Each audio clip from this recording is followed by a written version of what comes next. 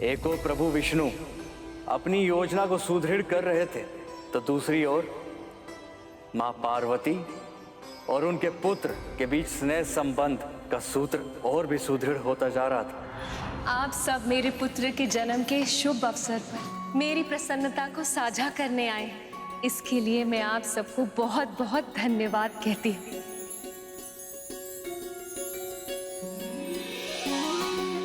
परंतु आप अब ये बताइए कि मेरे पुत्र के लिए कोई उपहार लाए हैं या फिर लाए हैं पुत्र?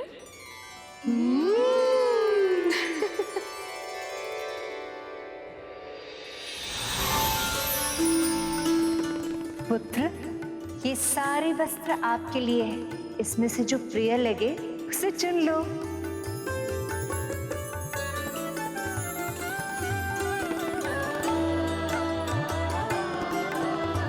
आप सभी माताओं का धन्यवाद, पर मुझे तो मेरी ही माँ के दिए हुए वस्त्र ही सबसे प्रिय लग रहे हैं।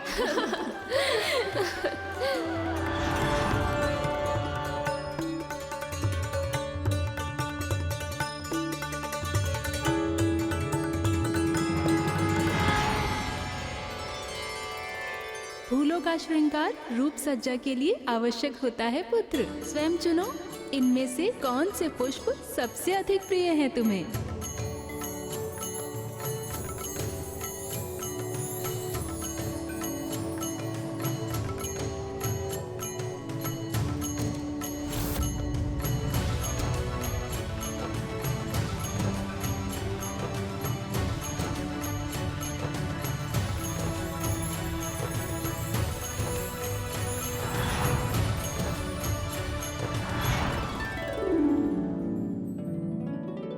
सभी माताओं का धन्यवाद, पर मुझे तो मेरी माँ के दिए हुए लाल फूल ही सबसे प्रिय लग रहे हैं।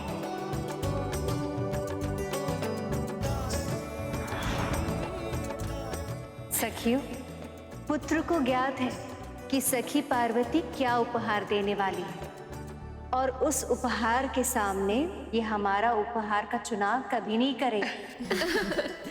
इसलिए क्यों ना हम कुछ ऐसा करें जिससे कि पुत्र को ज्ञात ही ना हो कौन सा उपहार किसका है।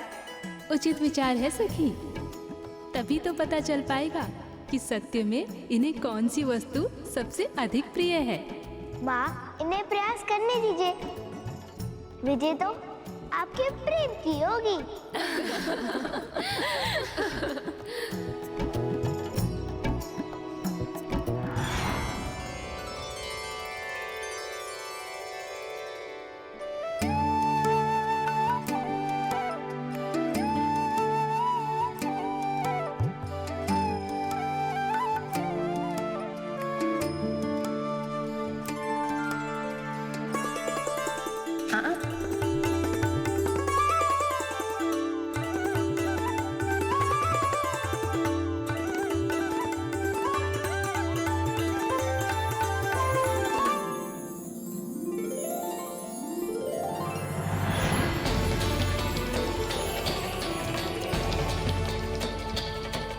ये तो पकवान की सुगंध है।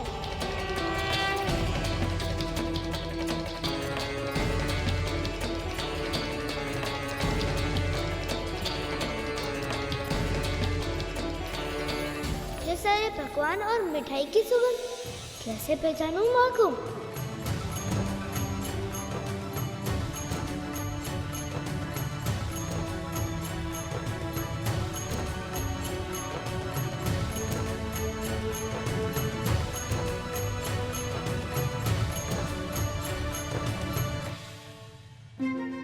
हलवा,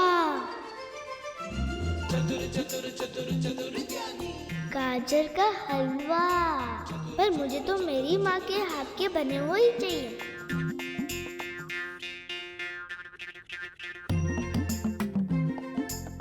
मखाने की खीर, अवश्य माँ लक्ष्मी की होगी, लेकिन माँ कहाँ है?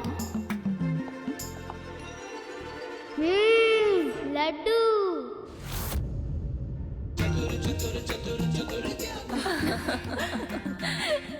एक माँ और पुत्र का बंधन अनूठा होता है।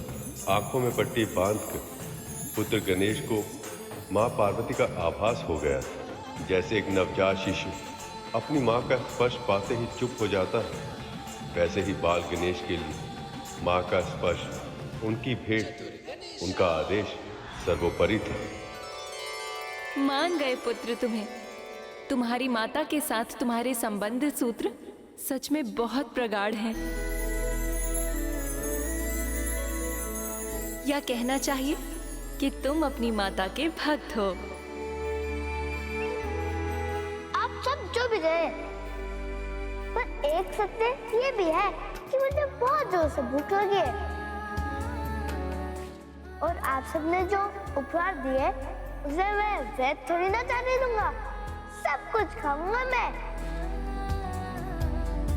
बस बस पुत्र, अब तू विश्राम कर ले, थक गया होगा। नहीं माँ, मैं आप सबके साथ समय व्यतीत करना चाहता हूँ।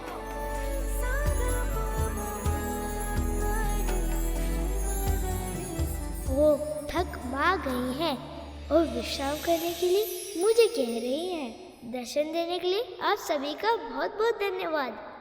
पर अब मेरी माँ को विश्राम करने की आवश्यकता है।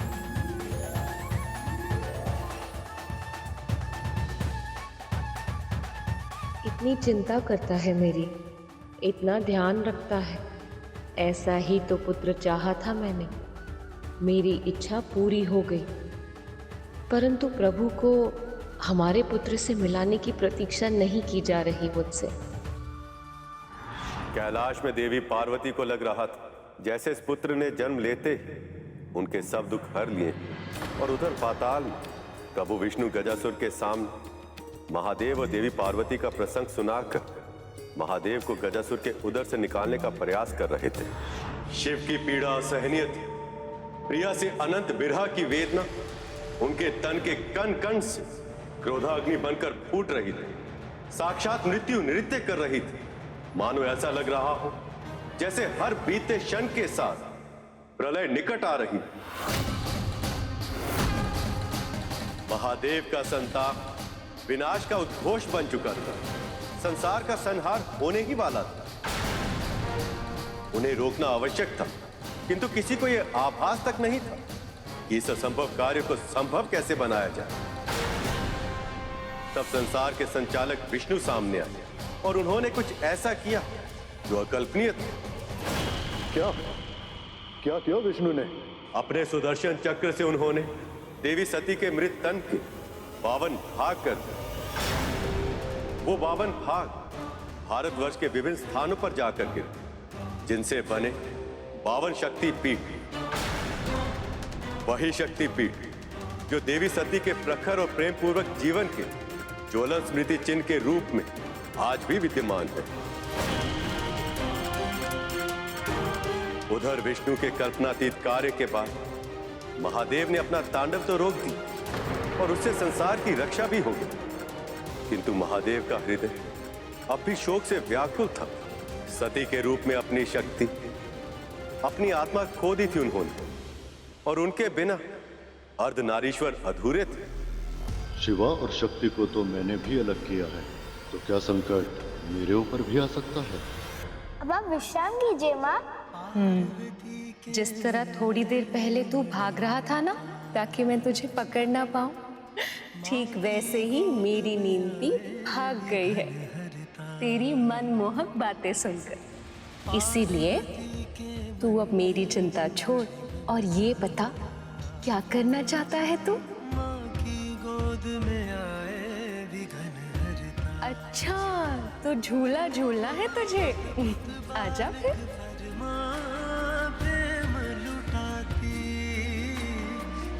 आप बैठिए माँ। अरे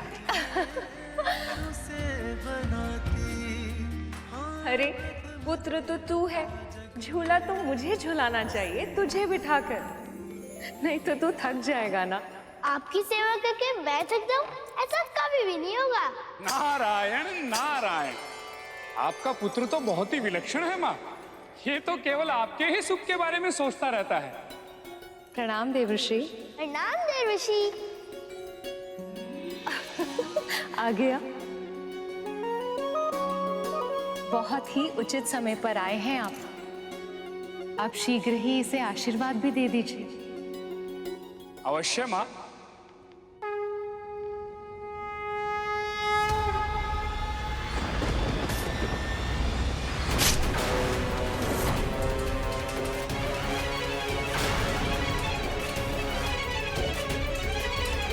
ये क्या आभास हुआ मुझे?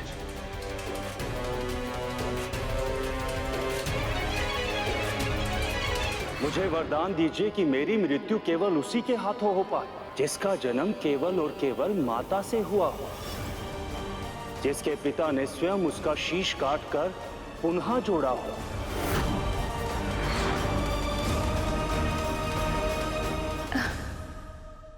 क्या हुआ देवश्री?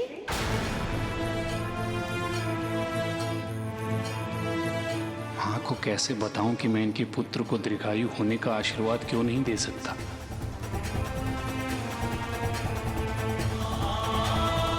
किस सोच में पड़ गए मुनिवर? यही कि माँ, इस बालक का जन्म जितना विशेष है, इसका जीवन भी उतना ही विशेष है। और मुझे पूरा विश्वास है इसकी जीवन यात्रा बहुत ही रोचक और दीर्घ होगी। नारायण नारायण। आप क्षमा कीजिएगा मां, मुझे जाना होगा।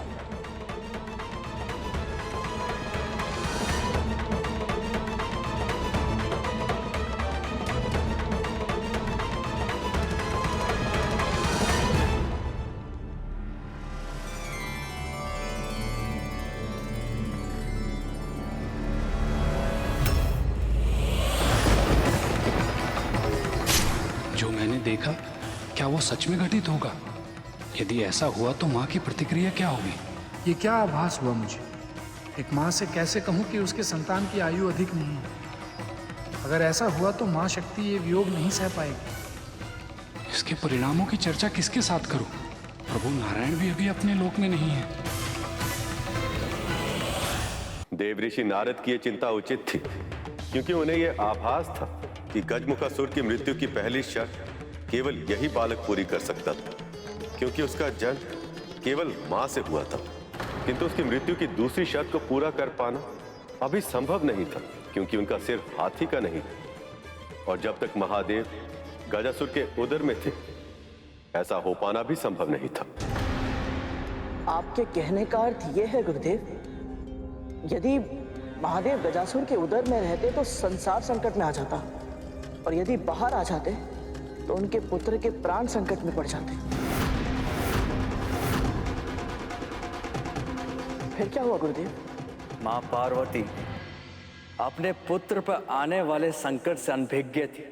वहां प्रभु विष्णु महादेव को मुक्त कराने का कठिन प्रयास कर रहे थे। जैसे विक्षिप्त हो गए ऐसे अपनी प्रिया की स्मृति में खोकर जोगी बनकर वन वन भटकने लगे। उनके कष्टों की अधिकता देवगणों के मन में शूल बनकर चुभ रही थी। वो जानते थे कि संसार को भोलेनाथ अब तभी मिल सकते हैं जब भोलेनाथ को एक बार फिर से प्रेम मिल जाए। ऐसे में देवी सती का पुनर्जन्म हो देवी पार्वती के रूप में। ओम नमः शिवाय, ओम नमः शिवाय। पर प्रेम के मार्ग में अवरोध तो आते ही। महादेव और उनकी प्रिया को फिर से एक होने में कई वर्ष लगने वाले थे, क्योंकि अपने संताप से भीतर ही भीतर जलते शिव शांति की खोज में तपस्या में लीन हो गए थे। ऐसे में पार्वती ने अपने स्वामी को प्राप्त करने के लिए तपस्या करने का निश्चय किया, पर उनकी मां मैनावती ये नहीं चाहती थी कि उनकी सुकोमल पुत्री इतना भीषण तप करे। पार्वती ने तपस्या में पहले भोजन छोड़ा और केवल पतियों पर निर्वाह करने का निश्चय किया, और बाद में उन्हें भी छोड़ दी। और इसी के कारण उन्हें उनका दूसरा नाम मिला, अपर्णा, अर्थात वो जो पर्ण या पतियों का भी सेवन न करे।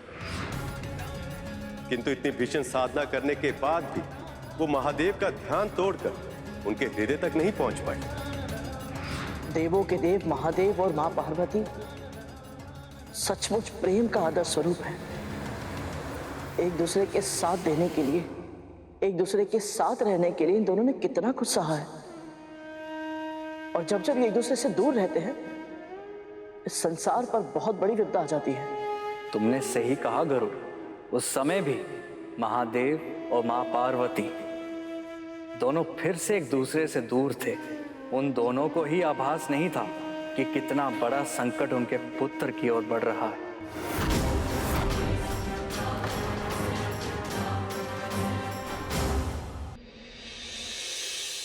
बहुत ही सुंदर रूप पाया है उसने, सलोना सा मुख, नटखट इतना कि पूछे ही मत। उसके हृदय में अपनी माँ के लिए इतना सम्मान, इतना प्रेम, इतनी भक्ति कि संसार की कोई भी माँ उस पर बलिहारी जाए। मैं सच कह रही हूँ स्वामी, उसे एक बार देखते ही कोई भी व्यक्ति अपनी सारी चिंताएं भूल जाए। इतना मनमोहक है वो पार्वती नंदन। बस कीजिए देवी, और मत बताइए उस बालक के बारे में। आपके वर्णन मात्र से ही उस बालक को देखने की इच्छा हमारे मन में और प्रबल होती जा रही है।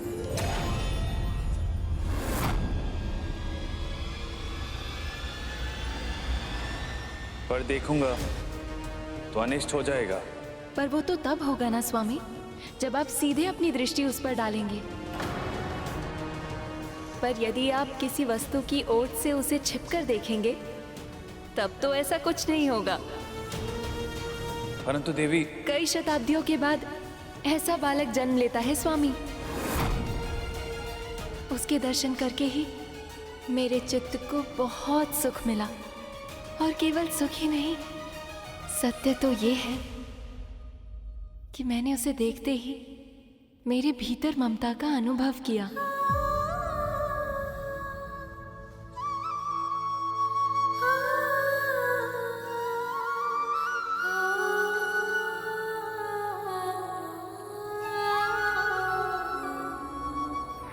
माँ,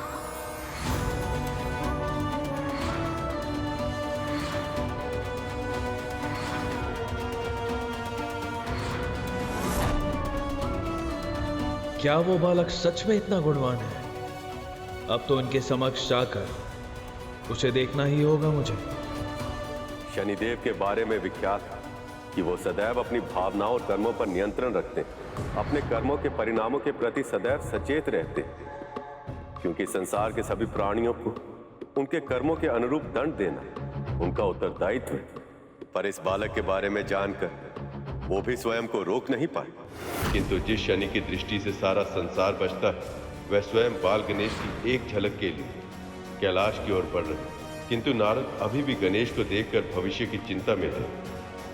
वो दृश्य विधाता की किसी बड़ी योजना का भाग है या फिर अनिष्ट का संकेत?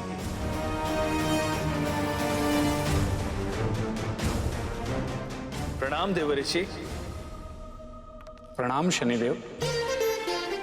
आप कैलाश से आ रहे हैं ना? क्या माँ पार्वती का पुत्र सच में बहुत विशेष है? वो संसार के सभी बालकों के गुणों को अपनी कल्पनाओं के सांचे में ढालकर उसका सृजन किया है माँ ने। वो मनमोहक है, सम्मोहक है, मधुर वाणी, विशाल आंखें, लंबी लंबी भुजाएं और उत्तम विचारों की मूर्ति है वो। इस पूरी सृष्टि में भला उस बालक से अधिक विशेष और कौन हो सकता है? देवऋषि की बातों ने मेरा संकल्प और भी दृढ़ कर दिया। धन्यवाद महर्षि। नारायण नारायण।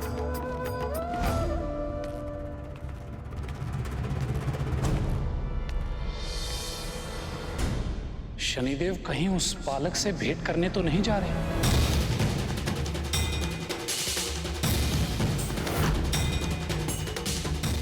क्या उस बालक पे सच में कोई संकट तो नहीं आने वाला है?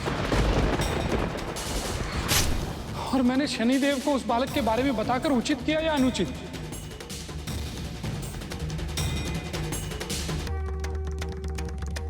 नारायण नारायण।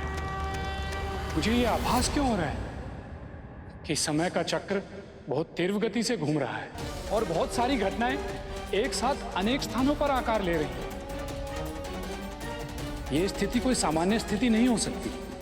निश्चित ही कुछ बहुत बड़ा होने वाला है।